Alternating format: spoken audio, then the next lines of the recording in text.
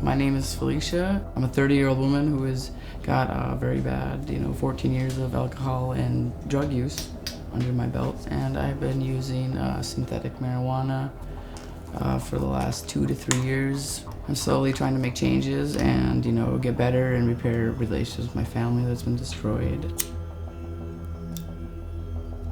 The first thing I ever did was smoke cigarettes, pretty much. And then I drank, and then I used marijuana for the first time. Meth, mushrooms, acid, over-the-counter medications that you can trip off of. Heroin once, ecstasy.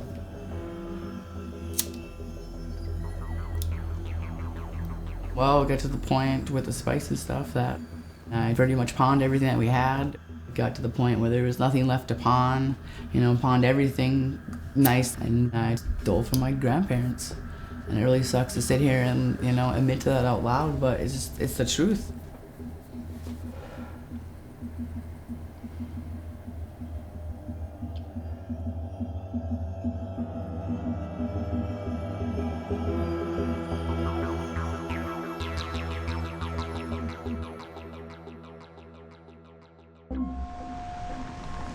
We were the first city in the state of Minnesota to ban the sale of synthetic drugs, more specifically K2 or synthetic marijuana. I thought a law had to be passed on this particular issue because of noticing different accounts of people who were being harmed by ingesting these substances. The effects of these drugs were far-reaching. Not only did they impact the users, they impacted their families. There was pressure that was being put on emergency room staff and healthcare providers, and police departments and law enforcement agencies at all different levels were having to respond to people that were having negative side effects for ingesting these substances. Well, I've been down here about 2 years, and the synthetic drug is relatively new to our city and nationwide, and it's been a problem since June of 2011. We've been seeing a lot more traffic in our downtown area, in concentrated areas, including our parks, in front of our business district. Panhandling, begging is becoming more of an issue, and it's more widespread. And the folks that I know to be using the stuff, they're purchasing it in our downtown business district. They're going immediately to our parks, and they're lighting up and smoking. And that affects our image of our city and the welcoming of our tourists. They're complaining of not feeling safe in the parks. That's where we get a lot of our complaints and problems. The biggest problem with this drug is the property crimes and other crimes that start to increase when you have an increase in drug use. People breaking into cars, burglaries, that kind of thing. I mean, just a month or two ago, I had some guy in broad daylight in the middle of the day in downtown Duluth with people walking everywhere and driving all around them, walk up to an SUV and try to break a window out with a rock. And he got arrested and searched him, incident to arrest, and he's got some empty canisters of synthetic drugs in his pockets. You don't have to be a cop to understand that this guy's out of his drugs and he's out there breaking into cars to try to get money to get more of the drugs he needs and is addicted to. My experience with synthetic drugs is something that I've not experienced anywhere else where I practiced. It's basically been a very frustrating experience because I think both the emergency physicians, the law enforcement at this point feel somewhat helpless in terms of our ability to stop the use of them, stop the sale of them, and we see repeated visits by known individuals who continue to use these substances despite their unknown quality, their unknown contents, and I think it's taxing the system quite a bit. The issues I've seen in the emergency department with the legal alternatives are patients coming in with side effects. They a lot of times will get a really bad high out of these drugs. They're not designed to be taken internally. They specifically say on not for human consumption, which is the only reason they're legal, is because they're not designed to be taken by humans. The most common side effects I see from these drugs coming into the emergency department are paranoia, agitation, people feel jittery, anxious, they have hallucinations, skin crawling, it can cause high blood pressure, and actually could even lead to stroke or heart attack from the combination of those effects. Most of the cases I've seen are actually new exposures.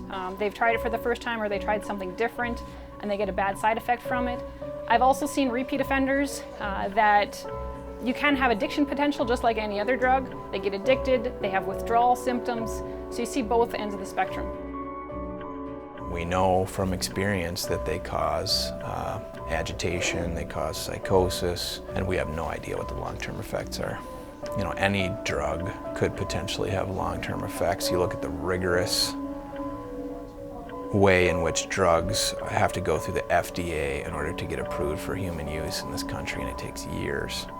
And I think putting in a chemically manufactured substance in your body that it doesn't go through that process is a dangerous act.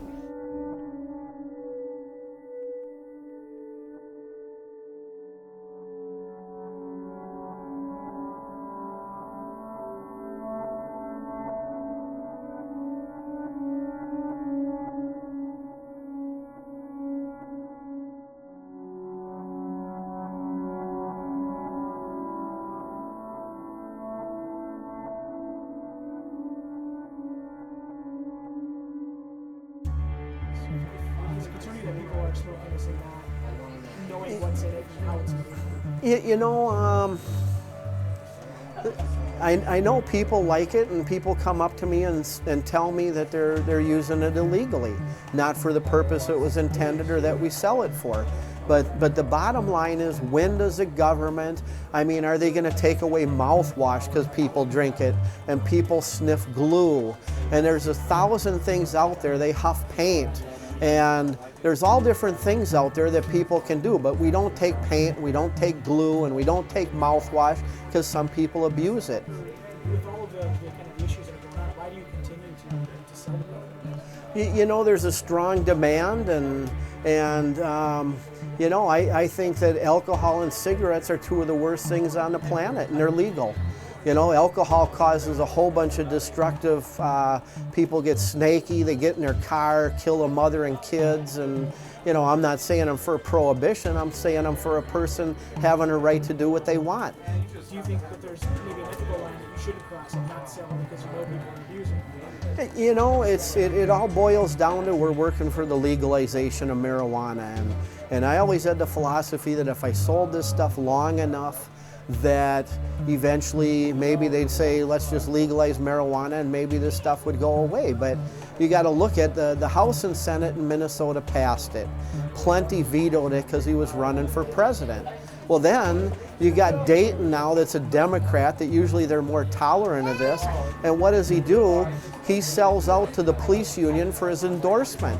Now our governor suffers from depression, and senators and stuff have seen him popping 15 to 18 pills at a time because he's a depressed person.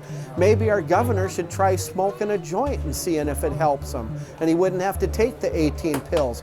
But that's the philosophy of people. If they drink, they think all they care about is the drinking, and you know, they smoke cigarettes even though they know they kill people. But we tax them and age restrict them and regulate them like alcohol so they feel they're okay. But you know, the bottom line is marijuana should have been legal decades ago, and it's the pharmaceutical industry that has the most to lose by people benefiting from it medically and them not wanting to lose money, and the government's worried people will grow it in their own homes and they can't tax them on it.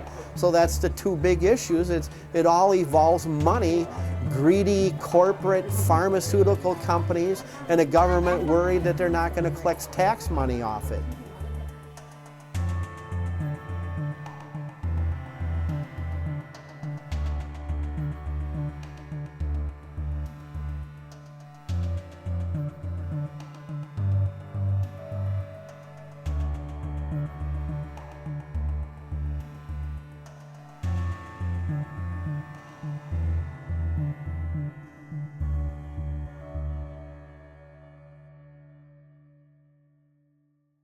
Synthetic drugs cover a wide variety of things, including ecstasy and some of the older drugs that we've seen in the past. The synthetic marijuana and bath salts are the kind of two newer kids on the block. And it's basically drugs that are made in the lab. The legal alternatives are basically taking a drug compound and changing the organic chemistry of it so that it's a different compound and not an outlawed compound. We don't know the long-term effects of this. It appears to be very dangerous. I can tell you in a year's experience, the effects are very drastic and frightening. These folks, I've seen people visibly lose weight and they're very skinny and almost emaciated looking and pale, and you can see that kind of an effect on a human being over a year's time is pretty drastic on any level if that does that to a human being. And I'm seeing this consistently across a large group of these young targeted folks. You know, I can't tell you enough how this synthetic drug, this marijuana-like type material isn't just, you know, a harmless drug. Somebody told me, you know, I've done methamphetamine, I've done marijuana, you know, just they listed off this long list of drugs they've done in the past, and then they told me about how using this synthetic drug, how it, in their opinion, was more addicting than anything else they had ever done. Nobody knows what they're ingesting. You could have a package of spice or K2 that you buy from a retailer, and then 2 weeks later, you could buy the same product from the same distributor, and the potency could be much different. Because all synthetic marijuana is mixing up a liquid of chemicals, and they spray it on a plant substance. That's all it is. If the concentration of those chemicals is higher in whatever they're spraying on those organic substances, you're going to have a much different reaction. People are buying it because it's legal and it's cheap and it's easy to get. If I go a few days without smoking the synthetic marijuana, I get agitated, I get cranky, kind of like fiendy. My ex used to have, he actually used to throw up. He'd have withdrawal so bad because he was using so much of it. And yeah, it just kind of like messes with your head really bad. And you know, when you don't have it, that's all you have. The brain is, you know, where can I get some? Who can get me high? You know, where can I get some money from? I mean, that's what it's like. Like people ask, like, you know, how do you afford this? And it's just like, I find ways, you know.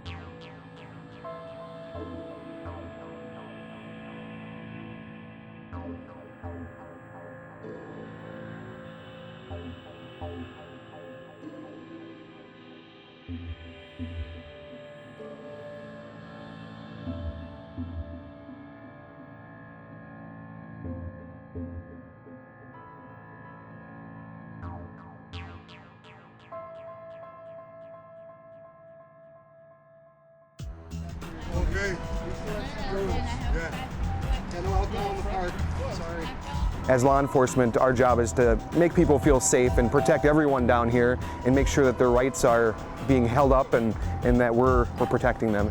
The problem is more widespread now, and it makes a job for a community officer such as myself a little bit more hectic. Not to mention our job as law enforcement becomes potentially more volatile.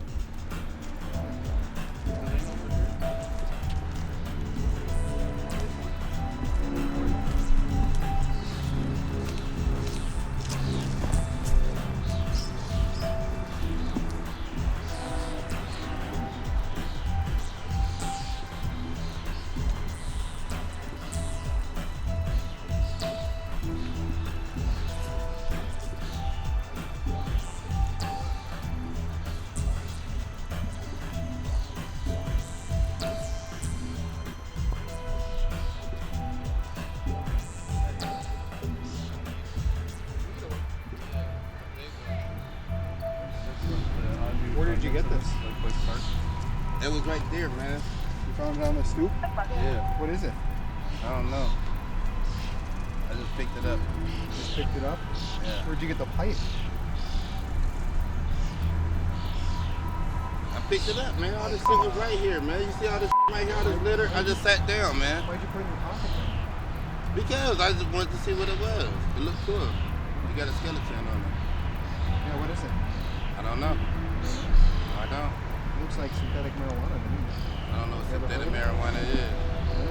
It looks like an incense for me, kind of ceremonial. Incense? Yeah. It says not meant for human consumption, and I like the smell of it. I don't give a You need my permission to have me on that video recorder. This is a public place. I don't give a You're not going to drop us. I'm gonna take y'all to court for that. Hey, you know what? You should do that. You should take us to court for that. Yeah, you should.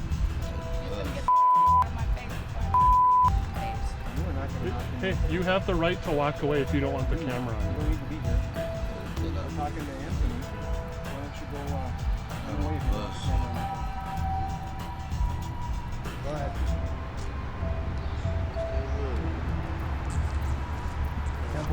2291. It's a ticket for possession of drug paraphernalia and synthetic. Any questions? No. Well, you're free to go.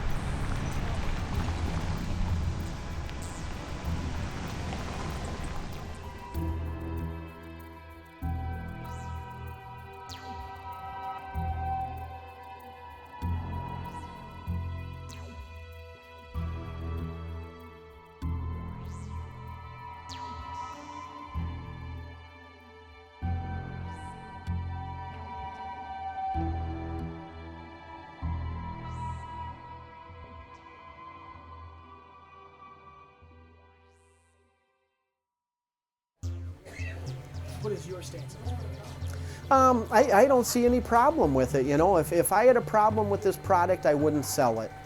You know, that's the bottom line. And people that say I'm in it for the money obviously don't read the paper, because they've come and seized more money than I've made off this stuff. For, you know, I've been in business for over 30 years and worked other jobs before this, and they've come and taken everything they could find from me. So to say that I'm in it for the money, I don't know that I'm getting this money back. I don't have a clue. So can you kind of tell me about when they came and raided you and what they took? The first raid or both? You kind of go through them all. Well, the city came and raided us the first time. They weren't, the second raid on the federal level was a lot worse. I wasn't here, I was fishing in Alaska, but they did you know, they come in with their guns. They're like stormtroopers, almost like Nazi agents, you know, and you know, they just were real aggressive and everything. But it's an infringement on the rights. It's been over a year and nobody's charged us with a single crime. Well, there was 2 separate raids, but they come in and they take product, they take all my bookkeeping, they take all my cash, they take guns, computers, cell phones, any bookkeeping they can find. So I can't file any of the workers what to pay in the taxes, what to pay in sales tax. On the one hand, I could estimate it, but then I'm filling out an illegal report, because it's illegal. You got to know what you owe, and I don't know what I owe because they've seized all my bookkeeping. And I've had this happen before. They've come and raided me for selling pipes. They tried throwing me in jail for 8 years for selling pipes because they said people were putting marijuana in them. So I'm used to the government. They fought me before, and I've won them before. Your stance is that it is. Theirs is that it's not. Can you tell me what the process is? If I was selling crack or meth or marijuana, they'd come in daily and raid me and lock me up, and I'd have to have bail and get an attorney. And the reason they don't charge me with any crime is because I know I'm in a gray area, I'm in the perimeter of the law. And they banned 10 chemicals. I don't sell those 10 chemicals, whether it's state or federal. What I sell is a legal product, and they know it, and that's why they refuse to charge me with a crime, because they know I'm not breaking the law. And if I was breaking the law, if I had a crack house or selling pot out of here, they'd come in daily, they'd take it, and they'd lock me up. They wouldn't allow me to sell crack or meth out of this store and come in once a year and raid me and not charge me with any crime. And the reason they're doing what they do is because they know they would not win if they took me to court. And they know that is why, since when do they come and raid a store and a year later keep saying, well, we're working on charges, we're working on charges. Well, how many years does it take you to work on charges? Are they that bad of a police department that it takes them years to figure out what to do? Are you going to stop selling these products? You know, the bottom line is they keep banning chemicals and they keep coming up with new ones. That's the bottom line, and what we're doing is legal. If it wasn't, they'd be charging me with a crime. And if they ever do come charge me with a crime, I'd be willing to bet that when the jury gets presented with the facts, that they'll find me not guilty. The cities told me to put the stuff back on the shelves. The federal government said what I'm doing is legal. Senators have said what I'm doing is legal. I mean, if everybody's telling me what I'm doing is legal, how can it be illegal? Where do you see the situation heading? I really don't know. You know, I would like to see you know, medical marijuana just become legal and people be able to smoke a natural, organic, God-made plant that was intended for medical and medicinal purposes. So you think that if they legalize marijuana, the demand for this product would go away? I think if they legalize marijuana, we'd start selling marijuana in grow systems. I would much rather be selling marijuana than this. It's natural, it's organic, it's God-made, and people should have a right to do it.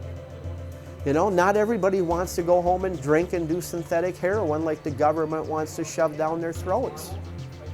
Do you have any kind of concluding thoughts or statements that you'd like to make? You know, it's just as we daily lose constitutional rights on what we can and can't do in this country, as the government tries shoving down our throats what they want us to do, we're not a free country anymore, and we're losing rights daily. And anybody that doesn't see this happening, it better open up their eyes, because they did the same thing in Nazi Germany. And like the people said, I wasn't Jewish, so I didn't do nothing. I wasn't a gypsy, so I didn't do nothing. I wasn't Catholic, and I wasn't crazy. And when they came knocking on my door, I looked around and the whole neighborhood was gone, and I should have stood up before. For the government to come in, seize my guns, my money, my computers, and legal product, and not charge me with any crime, it's just a matter of time before they're doing it to the public on the streets and in their houses. And then they'll say, just like Nazi Germany, we should have stood up for Jim, because now it's too late.